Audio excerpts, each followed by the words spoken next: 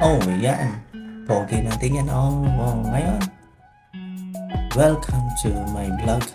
So, ngayon, tuturuan ko po yung ngayon ng paglalagay ng Coco Peach sa ating styro cup. At the same time, maglalagay din tayo ng punla sa ating styro. Yan. So, ayan yung video natin. So, ngayon lang talaga ako nagka-time dahil bakasyon ngayon. So, may time na tayo para mag-edit ng video. So, yan. Thank you very much for watching. Yan. And yan. Makikita nyo kung may tanim tayo dyan for our third batch ng lettuce. So, that is red rhino. Ayan. Pinabilisan ko na para mabilis. Ayan. Prepare ako ng mga styro cups natin. So, take note nga pala sa styro cups, kung bibili ka ng styro cups, make sure lang na yung dulo niya is wala siyang space. Kasi pag nilagay mo siya dun sa styro box, masyado kasi makapal yung natitira sa ibabaw. So, dapat siya ilapat na lapat para lumapat yung tubig sa ilalim. Ayan. So, naglalagay na tayo ng Coco Peat. So, yung Coco Peat na yan ay sterilize muna natin bago natin ilagay dyan. Ayan, pinalamig muna natin. So, yan, prepare tayo. So, nakapagpunta tayo. So, ngayon, ayan. So, mga nagtatanong dyan. So, dito lang yung location natin dyan sa Puerto Galera. Ayan, sa rooftop ng bahay ni Lola. Ayan, so, in-improvise natin. Actually, yung ating dyan, yung ating greenhouse dyan is ginawa natin yung kawayan. At the same time, meron tayong net at yung ating UV plastic. So, ginawa lang natin yan for almost, dapat to ay during pandemic. So, ayan, nakadlot. So, inabot ang isang taon bago ulit natuloy. So, by this time, year 2023, natuloy na tayo. Ayan. Nga pala, third batch, nakapag-benta na tayo ng una, pangalawa. So, naka-almost, magkano ba tayo? 4 and yung isa is 2,000 kasi yung unang batch natin sobrang dami. Ayan, so ngayon as of now naglalagay na tayo. So medyo maingat lang talaga tayo dyan kasi maselan yung paglilipat natin ng punla. So make sure lang talaga na hindi magagalaw at hindi magkakaroon ng bawas yung ugat natin doon sa lettuce natin. Ayan. Pag sobrang init nga pala ng panahon, ayan, ang ginagawa natin dyan sa punlaan, nilalagay ko doon sa ilalim. Sinisilong natin doon sa mga boxes para hindi ganun direct yung tama ng araw, yung sunlight niya. Ayan. Ayan. So, sa mga, ito, nakuha ko lang din itong mga tips na to. Nanonood lang din ako ng mga video tutorial sa YouTube. Ayan. So, kung gusto niyo talaga matutunan, pwede niyo panoodin yung mga video sa YouTube. Ayan.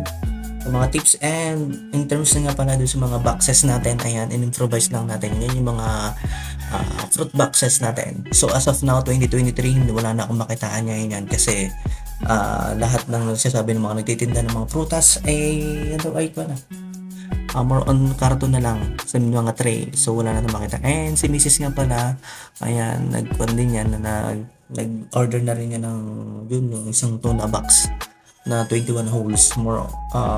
Umabot siya ng 500 plus. So, di ba? Masyado siyang expensive pero magagamit mo siya naman ng matagal. And may makikita kayo dyan.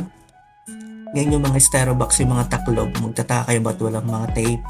Yung iba kasi dyang mga styro box na mga nakita natin dyan is ayun, in-improvise lang natin. Bumili lang ako ng mga styro na makapal. Yung 1 inch makapal. Ayan. Kasi yun ang ginawa kong taklob niya. Ayan, binutasan ko na rin. So yan, naglalagay na tayo ng punla. Ayan. Ito nga pala, for the nutrient solution, bumili din ako sa Lazada na yan. So, dalawa yon, yung E&P.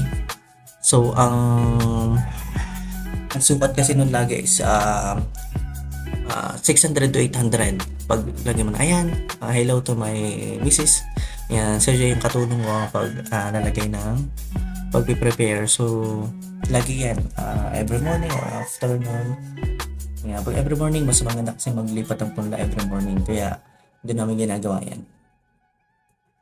So yan, di ba? So tulong lang natin yan. So pagkatapos sa trabaho, yan, sa hapon o every morning, yung ginagawa. Hindi naman siya totally actually dapat kailangan mong bantayan everyday o dalawin. So sometimes, may mga oras lang o araw lang. Check mo lang kung ubos na yung tubig, yung stereo box, o kaya check mo din lang din pag yung punla mo ba is okay. O diligan mo lang yung punla, lalagyan mo lang ng tubig. Ayan, yung ratio nga naman ng tubig pag sa punla is 300 to 400, 300 to 600. Yun. Kasi half ng original na nutrients na nilalagay dapat natin yung ratio dun sa tubig. Ayan. So kung hindi nyo man nagigets muna ngayon yung sinasabi ko ngayon, pero may mga tutorial naman tayo na i-upload. Ayan.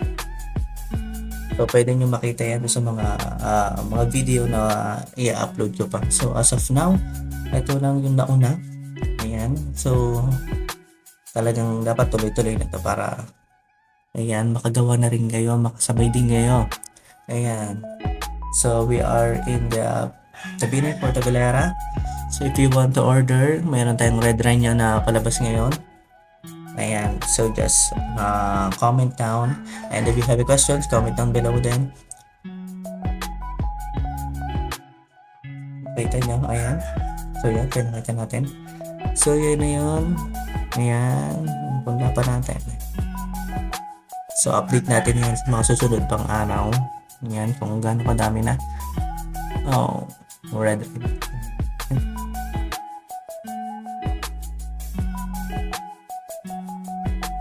Ulitan kami din ng misis eh.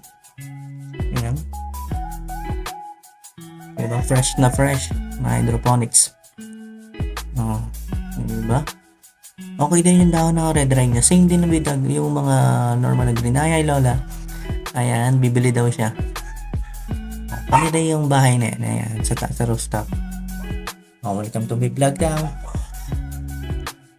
Yan.